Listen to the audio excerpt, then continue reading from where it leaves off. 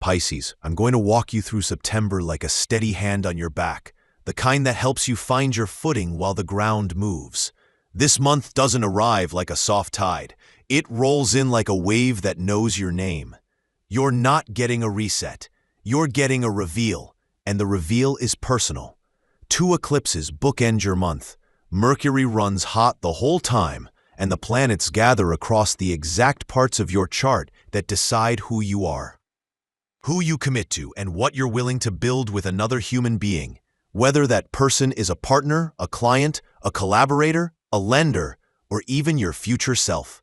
If you watch nothing else, watch the 2 doors that swing open on September 7th through 8th and September 21st through 22nd.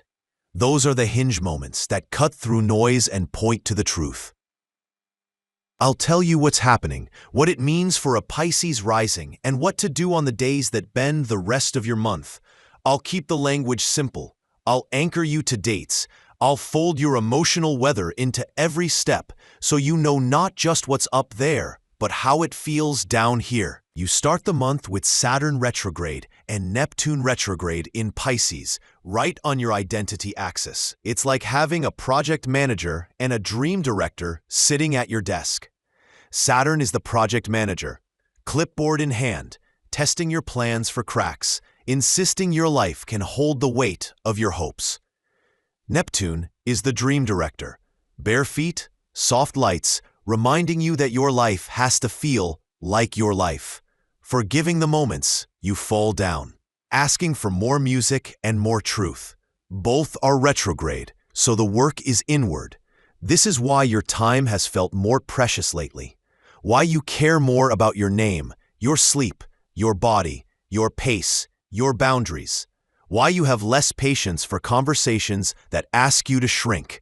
September backs you up. Across from you, in Virgo, the sky crowds your partnership room with meetings, messages, and spotlights, so your I and your we are going to talk whether you schedule that conversation or not. The theme isn't conflict, it's alignment. You, other people, and the bridge between you. That's the whole month. Build the bridge, and the rest starts to work. From September 3rd through September 30th, Mercury is combust, too close to the sun to be cool, so the messenger runs hot, fast, and bright.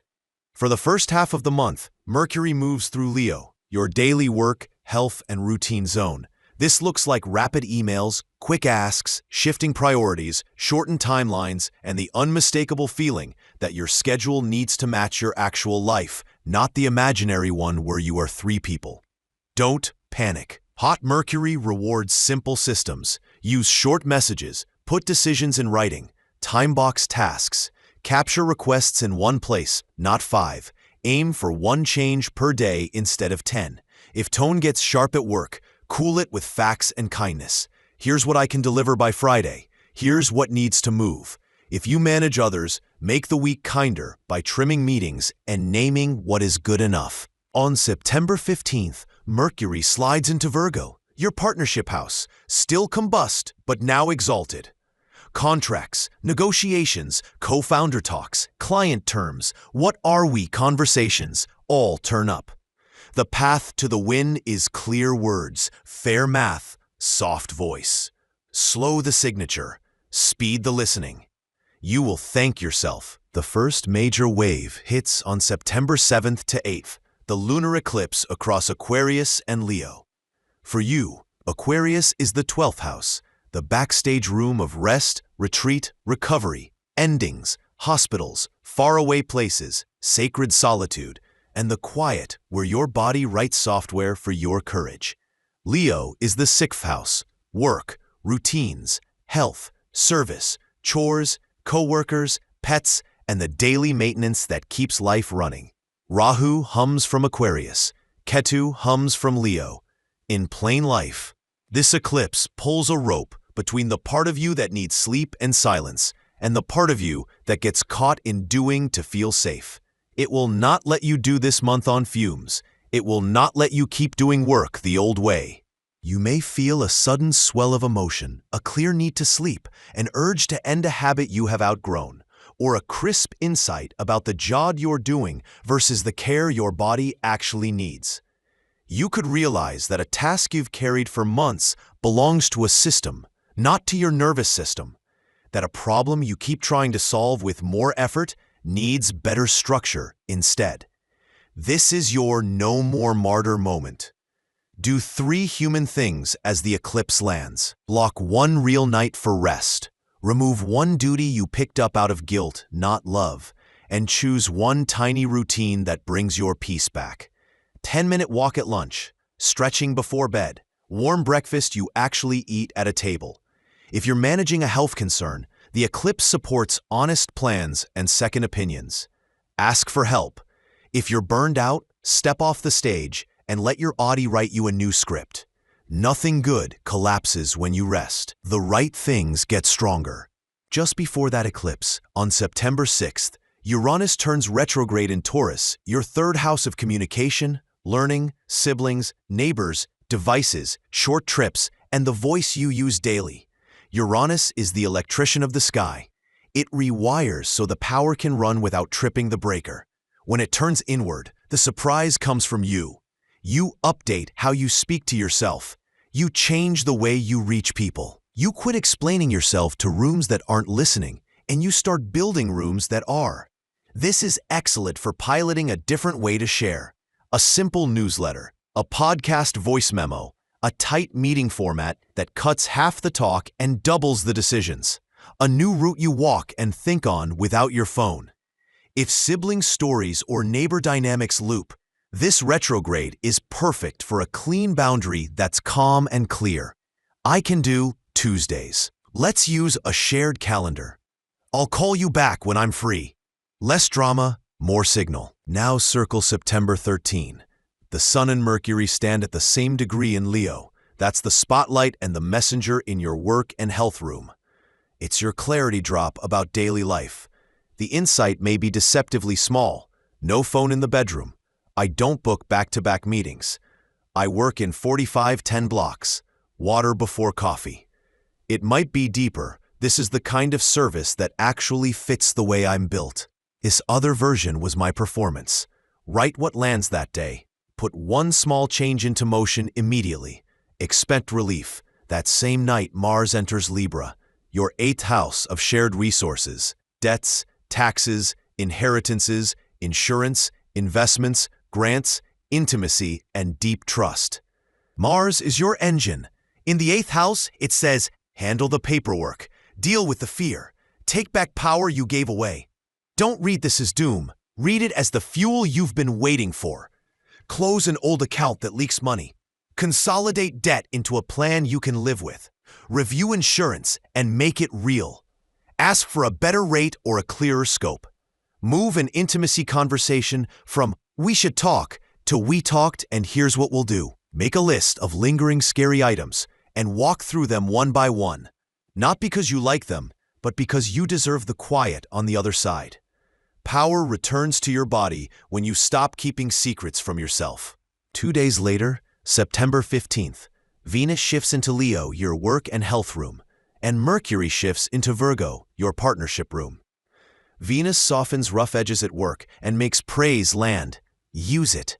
Thank people. Ask for help. Offer help where you truly can. Tiny gestures go far. Mercury entering your us room, still hot but razor sharp, is a green light for focused, kind talks. It doesn't mean you have to solve everything in one night. It means pick 1 topic per talk, use plain words, and leave with 1 next step. If you need to set a boundary, make it simple enough to keep on your worst day. If you need to define a relationship, speak from your feet. This is who I am. This is what I want. This is what I'm willing to do. If you're single, this is excellent energy to change how you meet people. Better filters, better questions, fewer apps, more rooms where your values live. If you run a business, tighten proposals, clarify rates, state scope and payment in crisp human language, kindly, firmly, cleanly. That's your lane. On September 17th, the Sun joins Mercury in Virgo and flips on the big lamp over your wee room. Saturn and Neptune retrograde. Look back from Pisces, your identity. So your current self stares directly at your current agreements. It's not a fight, it's a bridge. Bring your self-respect into your commitments. Maybe you ask for a different title, different hours, a better split, a cleaner process. Maybe you admit that a promise you made when you were a smaller version of yourself no longer fits your bones. Maybe you say, I want this relationship to work. Here's what work means to me. And then you listen while the other person tells you what work means to them. If the answer is we can adjust, wonderful. If the answer is we can't, that's a gift because clarity saves years. Keep your tone human and your ask specific. The day will meet you with more grace than you fear. Your mood will move in named tides. Early September holds that eclipse swell. Plan to step back from noise on the 7th to 8th and move closer to center. Sleep, water, gentle food, simple plans. Around the 12th to 14th, the moon moves through Taurus, where it is strongest. For you, that lights up your messages and everyday mind. These are smooth words, easy errand, good news days. Make the ask, send the application, pitch the idea, have the talk. September 20th to 23rd, the moon hides under the sun's beams while the second eclipse builds. That's low battery. Keep nights quiet. Close screens early. Don't force a breakthrough. Let your body refuel and let clarity float up after sleep. Around the 26th to 28th, the moon is in Scorpio, its low place, and in your chart, that is your belief, travel, publishing, higher learning zone. Plans may wobble, faith may dip. That's weather, not truth. Simple care, soft expectations, a page of something that lifts your mind. Let that be enough. Watch the karmic knot flips, water to fire sign shifts, because air can feel weird for a few hours. Around the 10th. Pisces to Aries can flip your focus from identity to money. Don't soothe a feeling with a purchase. Write a number and breathe. Around the 19th, Cancer to Leo can flip you from play to work. Schedule the easy task first to find momentum. Around the 29th, 30th, Scorpio to Sagittarius can flip you from belief to career. Take the lift, not the bait. Now the second peak, the one that sets your compass for 6 months, lands on September 21st to 22nd, the solar eclipse in Virgo, your partnership and agreements room. The Sun and Mercury stand shoulder to shoulder, facing Saturn retrograde and Neptune retrograde in Pisces. If the first eclipse asked you to stop bleeding energy into the wrong routines, this one asks you to install healthy defaults in your relationships. Not speeches, defaults. 3 moves. Delete one recurring obligation that keeps you resentful. Write one connection rule you can keep on your worst day. No mind reading, no silent punishment. Money talks weekly and not when we're tired. And choose one boundary that protects your nervous system. No heavy talks after 9 p.m., 30 minutes alone after work. Shared calendar so surprises shrink. Put them where you can see them. If a contract begins or ends, take your time. Ask for plain English wording and trust that clarity and kindness together is the way out of drama. Your body will tell you when an agreement matches your truth. Breath deepens, jaw softens, sleep returns. Believe your body. Let's talk home and work as a single ecosystem. Jupiter spends all month in Gemini, your base camp, home, family, real estate, foundations, the kitchen table where your life decisions are made between sips of tea. Jupiter is a coach. It cheers for what's practical and good. If you're learning a skill at home, refreshing your workspace, building a schedule that fits your energy waves, Jupiter smiles. If you're moving, renovating, or switching up your space for better light and saner storage, small changes pay big. A shelf in the right place can save you an hour a day. A chair that loves your back can save you a mood. A morning light ritual can switch your brain on gently instead of with a siren. If home has been tense, Jupiter supports honest talks that connect past and present so the future can breathe. Pair Jupiters make the base kinder with Mars in your shared resources room, and the story gets practical. Make the house work for the budget and make the budget work for the house. If you live with someone, divide expenses by percentage or by category and write it down. If you live alone, set automatic savings for the things your home needs so surprises don't throw you. If you work from home, build an open-close ritual for your day. Light on to begin, light out to stop. One sentence in a notebook about tomorrow's first move. Your brain loves doors. Give it one. Money wants dignity this month. Saturn and Neptune in your sign will not let you sell your peace for pennies. After the 17th, when the Sun and Mercury stare from your contract room across to those two in your identity, the cosmos is asking you to price the way you serve with respect. Sign what you can live with and let earnings match values. If a money path asks you to betray yourself, it is not your path. If an opportunity asks you to train, train. If a plan asks for patience, give it. Mars supports the not sexy but necessary moves. Debt consolidation, better insurance, cleaner tax prep that convert anxiety into progress. If fear rises while you handle the adult things, remember fear often means this matters, not this is wrong. Sit with it, breathe slowly out, take the next right step. If you need a professional, ask one. You don't get medals for doing money alone. You get calm for doing it right. Relationships are the main plot, and you have everything you need to rewrite this chapter with compassion and steel.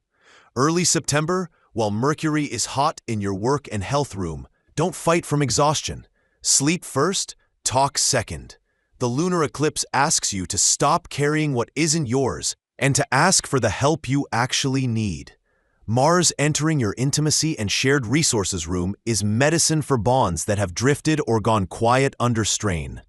It can turn stuck into moving if you let honesty lead and if you keep kindness high.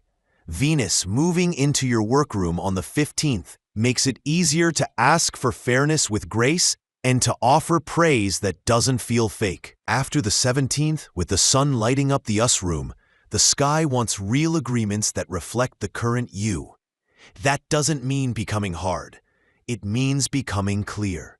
If you're single, this is energy to choose differently. Less chasing, more welcome. Less prove you're safe, more I'm here, this is how I love. If someone new appears near the solar eclipse, let it move slowly. Time will show if this is spark or structure. If you're healing, make gentleness a daily practice. A walk, a page of writing, a brief call with someone who listens without fixing. Repair is a skill, not a magic. You can learn it. You'll use it well. Because you're lunar sensitive, keep this pocket map. The 7th through 8th is Terran truth. Step back and protect sleep.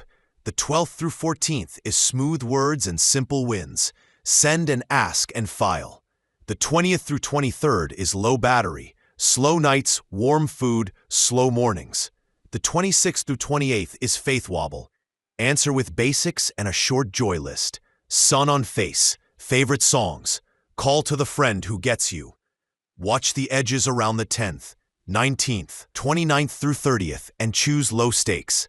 If a big decision can shift 2 days, shift it. Every tiny choice you make to support your nervous system returns in clarity and courage. Pluto retrograde, working quietly in the background of your friend networks and long-range hopes, may move a few chairs. Old circles that no longer match your values can fade. Deeper alliances may appear almost wordlessly. If you feel an urge to leave a room that leaves you numb, you're not being dramatic. You're being alive. If you feel a tug to serve in a way that actually matters to you, follow it a step at a time. You don't need to fix the world. You need to do your part with a steady hand. That's more than enough. Because the month runs hot, keep in-the-moment tools close. If a conversation heats and your chest tightens, say, I need 10 minutes, and take them. If your to-do list becomes static, draw 2 columns, moves me forward and noise, and give an hour to the left side only. If you catch yourself doom scrolling, put the phone down, face down, and put your hands in water. Wash a dish, water a plant, take a shower. If you want to send a message angry, write it in a note and read it tomorrow. If it still matters, say it kindly to a human voice. If you wake at 3 a.m., don't think. Breathe out longer than you breathe in, and count your exhales like waves. If money panic spikes, open your accounts and write one next action. Don't guess in the dark. Now fold the dates back into daily life. Early month, with Mercury hot in your work zone, pick one rule that reduces friction. 45-10 blocks, no back-to-back calls, water before coffee, and test it for a week. Around September 6th, as Uranus turns inward, try a new sharing format or learning rhythm. Short, simple, repeatable. September 7th to 8th, Lunar Eclipse. Remove one draining duty and choose one rest ritual you will actually do. September 13th, capture the work-health insight that lands and act on it before night. Also, take one shared money step as Mars enters Libra. Close an account, start a payoff plan, schedule the talk. September 15th, draft the partnership conversation and lead with care. Clean math, soft words. September 17th, align one agreement with your current self. Title, rate, time block, day off, scope. September 20th to 23rd, rest on purpose, drop inputs. September 21st, 22nd, solar eclipse. Delete one thing, write one rule, choose one boundary, and keep it. September 30th, as Mercury's heat cools, send the important message you drafted during a calm day earlier this month. Leadership deserves a word, because you will be asked to lead at home, at work, in love. Lead with clarity over charisma. Name the goal, roles, and dates. Protect focus, yours and theirs. Trim meetings. Praise in public, coach in private. Use I can language. I can deliver this by Friday. The rest needs a new timeline. Use simple if-then for scope. If scope changes, budget changes. Make one-page plans with 3 lines. Must ship, can wait, we won't trade our attention for. People exhale around that kind of leadership. Respect follows.